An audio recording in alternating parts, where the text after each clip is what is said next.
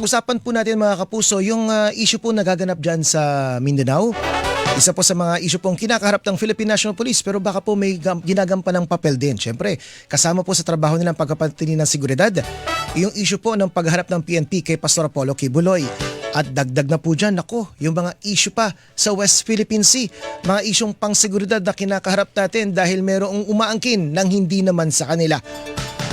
Nasa ating linya na nga po si Colonel Francel Margaret Padilla, ang tagapagsalita ng Armed Forces of the Philippines. Colonel Padilla, magandang umaga po. Ako po si Manny Vargas. Yes ma'am, good morning. Sir Manny, magandang umaga po. Magandang umaga po sa inyong mga taga-subaybay. Apo, Colonel Francel, una po sa lahat, pasensya na po at mabilisan lamang kasi may nagpadala po ng mensahe at nagtatanong. Usaping pang-seguridad, isa sa mga kapuso po natin nagpadala po ng mensahe. Sabi niya, baka may sundalo naman kayong pinadala dito, sa Davao. Meron po ba talaga? At kung sakali pong may sundalo talaga na naka-assign po sa Mindanao, kasama na po ang Davao Region. Ang tanong lang, syempre, kung meron po bang papel na ginagampanan ng militar sa pagpapatupad po ng PNP ng kanilang tungkulin doon po sa paghahalap at para maisilbi yung arrest warrant laban kay Pastor Apollo Kibuloy at sa iba pa po nating mga kababayan. Sir Manny, any issue naman po with regards to national security and security in general, andyan po tayo to work hand in hand with all the different agencies. Sa usaping ito, Sir Manny, kasama po natin, humahalinhin tayo sa Philippine National Police on a supporting role po dito. So sila po ang lead in this operations. Yun pong role ng AFP kung ano po yung mandate for us to assist them in any manner in the performance of their duty, then we will abide po. So nandyan po tayo to assist them. Hindi naman po tayo nagpadala ng additional troops from outside, but yung mga troops natin na nasa Davao, sir, are ready to reinforce if need be po. Nabagigil lang po, to assist lamang. So yung kasi ang tanong ng ilan sa mga kababayan natin, ano yung partisipasyon dito ng mga sundalo? Pasensya na po, Colonel Padilla, pero pag sinabi kasing sundalo, ang nasa isip ng iba, makikipaggera, makikipagbarilan.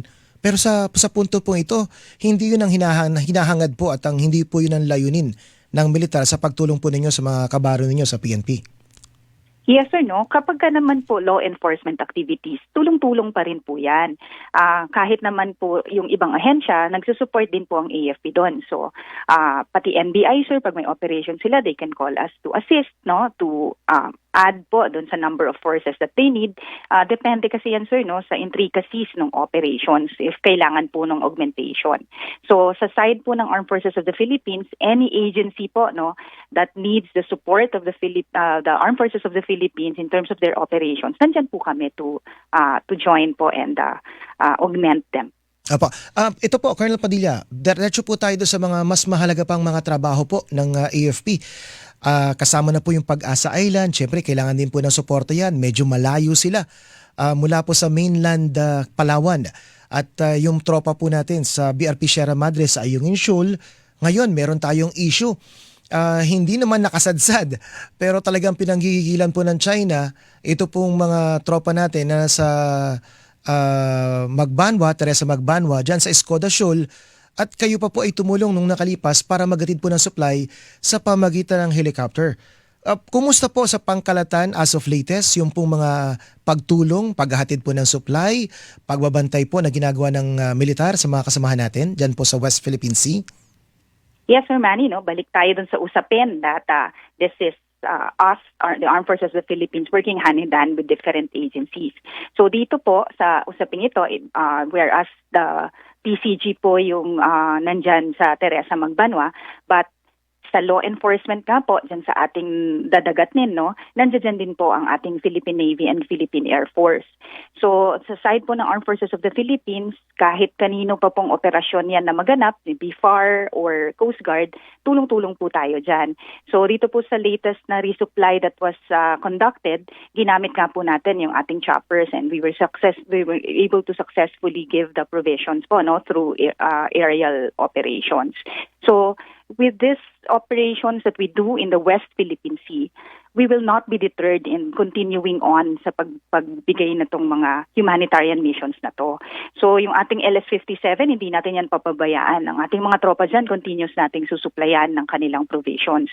The same is true po dyan sa ating iba pang mga tropa na deployed all over the West Philippine Sea. Opo, Colonel Padilla, ito po, since nagawa na natin yung paghahatid po ng supply sa mga tropa po ng Philippine Coast Guard sa pamagitan po ng helicopter, ito po ba ay pwedeng maging parte na ng pamamaraan considering na ang unang punto nga po dito, ito pong mga hinahatiran natin na supply ay atin.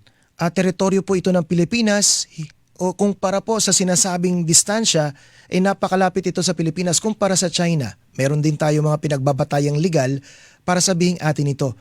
So, isa po ba ito sa mga konsiderasyon na kumbaga parang ipakita na atin ito, maiwasan na yung mga engkwentro, yung mga harassment na tinatawag, masiraan ng gamit, yung tropa na po ng militar ang lalapit sa pamagitan po ng barko at mula po sa barko, ihahatid yung kailangang supply gamit po ang helicopters. Total, hindi naman siguro kayang magbuhat ng mga helicopters ng quote-unquote construction materials, kundi yung mga pangangailangan lamang tulad ng pagkain, gamot at iba pa.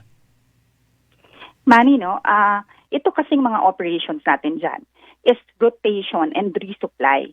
So over and above dun sa ating pagbigay ng provisions nila, we also rotate our troops. So we will employ different operational mix sa pag-conduct ng mga RORE missions natin.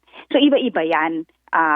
Kung ano, depende po sa sitwasyon and depende din po sa kung ano yung i-employ based on the commander on the ground. Mm-hmm. Sa Armed Forces of the Philippines po, naninindigon tayo sa international na kaayusan, yung nakabatay sa mga international laws, yung sa rules-based international order. So mahalagang bahagi ito, sir, para mapanatili natin yung kapayapaan, yung seguridad at saka yung kaayusan sa Asia-Pacific region, And ang pagrespeto sa mga batas, lalo na sa UNCLOS at saka sa arbitral ruling that ruled in our favor nga po, This is our right at yan po, sa ruling na yon, karapatan po talaga natin and yung sasabi natin, atin po yung resources that are there. And so we will not be deterred. Nandyan po tayo, hindi po natin pababayaan yung areas na yan and we will maintain our presence po. Ito po, Colonel Padilla, syempre ang mga sundalo po kahit sabi nating professional. I've been with many soldiers mula po ng panahon, mga kamag-anak ko, mga kaibigan, mga nakakausap at nakasama sa trabaho. They are very, very professional. Sa totoo lamang po at marami sa kanila hanggat maaari ayaw magkomento sa mga issue, ang kanila trabaho lang. Pero kapag kami-kami na lang, kwentuhan talaga, may mga pag-aming sinasabi na naapektuhan din sila. Sa ngayon po, kumusta naman po ang moral ng mga sundalo natin? Lalo't ito, aaminin natin for the longest time po. So nakalipas sa mga panahon, wala halos lumalabas na impormasyon. At ito lumalabas, ganito pala ang trato sa atin. Kumusta po ang moral ng mga sundalo natin para panindigan yung kanilang sinumpaan tungkulin and at the same time po yung kanilang kumbaga nararamdaman para ipagtanggol yung alam nilang talaga namang sa atin? Manny, we're continuously monitoring nga itong state of morale ng ating mga tropa. And nakikita po natin as we go along and have this dialogues with them, mataas ang state of morale ng ating kasundaluhan, ng ating tropa. In fact, with all of this that's happening, it's lighting a flame, itong patriotic spirit ng each one and their yung kanilang zeal to fight for the country. So itong mga flames na nila simply just ignites the flame of patriotism more and the fighting spirit more of our soldiers. In fact, mas madami pa tayong mga tropa detailed from all over who are willing to be stationed in the front lines of this sa West Philippine Sea. Nakita natin na lahat po at bawat Pilipino ignited po yung ating patriotic spirit sa ngayon. Maalam po tayo kung ano yung nangyayari with responsible journalism stating kung ano talaga yung right natin in these waters. And with this, we thank the Filipino people po sa suporta at saka sa tiwala sa Armed Forces of the Philippines. In fact, Manny, yung last na survey, yung latest survey ng OCTA, lumabas doon that 8 out of 10 Filipinos are willing to fight with the AFP and 7 out of 10 trusts the AFP. And na-maintain natin ito from the past survey din na na-conduct. And we're really very thankful po for the Filipino in this and hindi po namin sisirain ang tiwalang ito. Opo, panghuli na lamang po, Colonel Padilla. Ano pa yung mga concern ng militar na nais po ninyong ipaabot? Alam ko, maari man ninyong hindi aminin personally o aminin officially, pero kasama po sa mga ipinapanawagan po ng militar, yung dagdag na assets, lalo na yung naval at aerial assets natin. Kasi parang ayokong gamitin yung salita kasi meron pong may phrase po kasing ginagamit na yung war of attrition. Isa-isang punto po, isang halimbawa po nito. Ngayon, ito, banggaan, harassment, nauubos yung barko natin. Kinakailangang ipagawa mula sa Coast Guard hanggang doon sa mga ginagamit po ninyo para sa pagre-resupply. May mga nasira doon na kailangang ipakumpuni dahil binabangga. Sinisira po nung kabila na mas marami ang barko. Kasama po ba yun sa mga request ng militar? Madagdagan po ang ating naval at aerial assets? Kasama lahat yan, Manny, no? With the modernization project that we're really pushing forward. We're thankful for the Philippine government, no? Napakalaki po nung tulong nitong yung mas malaki pong budget na binigay para sa modernization ng Armed Forces of the Philippines. And lahat po yan in the pipeline and pina-fast track naman po natin ito. Over and above that, sabay dyan, no, sa pag-procure natin itong mga modernisadong kagamitan and equipment para dyan sa ating defense of our West Philippine Sea. Nandiyan din kaakibat, no, yung pag-upskill natin sa ating mga personnel, yung training, and of course yung pag-strengthen natin with our alliances, no, yung like-minded nations. Diyan nakikita niyo po napakarami nating exercises na kinoconduct sa kanila for us to learn also their equipment and practice yung interoperability ng ating mga kagamitan kasama itong iba't ibang nasyon, like-minded nations who are willing to join us in upskilling and modernizing and of course maintaining a free and open Indo-Pacific.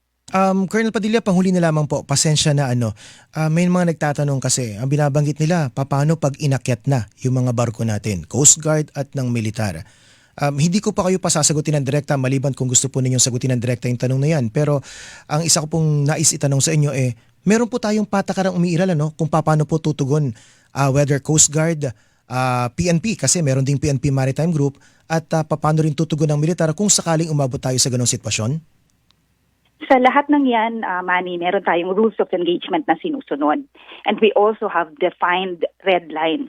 Even sa mga conferences, no, even our Commander-in-Chief, ang ating Pangulo po, has spoken about these red lines, no, and kung ano po talaga yung tipping point in this. Ang sabi ko nga, nandyan po yung right sa atin, no, as to the arbitral ruling. And sinusunod naman natin kung ano po lahat itong mga provision na nakatuon dito sa batas na yan. As I said, we will be performing our mandate in accordance to international laws and of course our rules of engagement that are set forth. Ayun. Muli po, maraming salamat sa inyo, Colonel Padilla. Ingat po kayo kasama ng mga tropa natin sa loob at labas po ng kalupaan ng Pilipinas, lalo dyan sa West Philippine Sea. Thank you po. Ingat kayo palagi. Maraming salamat, Manny. No? This is our seas, our rights, and our future. Atin tong alamin, ipaglaban at suportahan. Maraming salamat. Maraming salamat mga kapuso. Yan po ang tagapagsalita ng Sandatang Lakas sa Pilipinas, si Colonel Francel Margaret Padilla. Ilang paalala lang Hilingan, walang Pinoy.